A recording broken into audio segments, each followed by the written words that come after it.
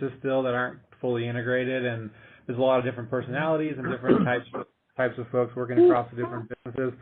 Can you talk a little bit about the approaches of having account managers deal with those different personalities and how they approach it, and different service backgrounds too? Different services, backgrounds.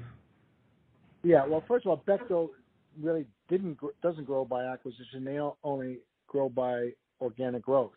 So when they wanted to start a new division, they hired me. CBI was the one.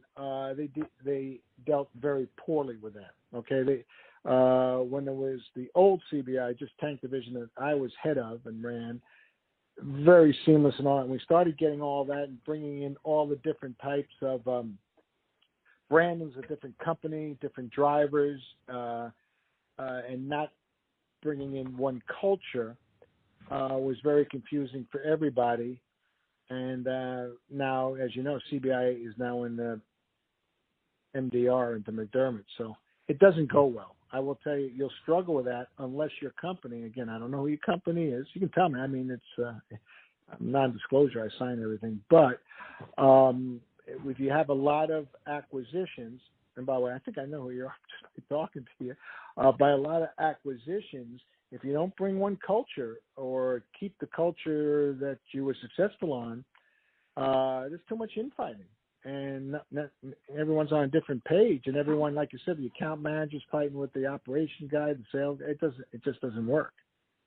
But I don't know how many acquisitions you have or where your areas. If you tell me what the problems are, I could tell you maybe how I try to solve it.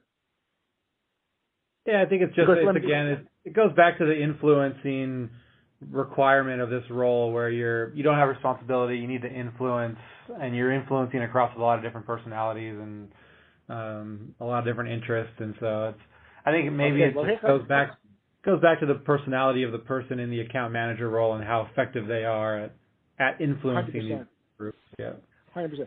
Where I found where it doesn't work, I'll tell you where it doesn't work, is like when we tried to put an account manager who came from KBR into CBI.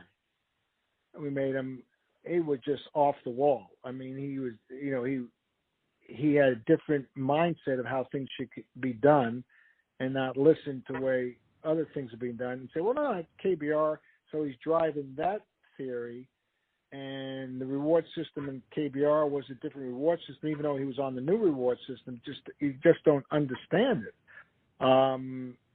So that's the issue, and didn't know, like I told you earlier, internal politics. So that's why I always made the more successful account managers are one that were with the culture of the original company and grow through all the disciplines to the position. You bring an outside person in, well, again, Sarah, you all talked about it. You got to have the right personality and say, listen, person, it's not, we're going to have an organ rejection here if you guys don't do it the right thing. Just slow down, and don't try. Because some account managers, like from the KBR, they would be measured on different things, so they come right off the bat driving different areas and would be upsetting the PMs and all that other stuff. And if you hire him from the outside and he hasn't sat down with a team building session with these people early enough, in 6 months you lose it all. In 6 months, it's a disaster. So it's all about people. People are so important. Yep.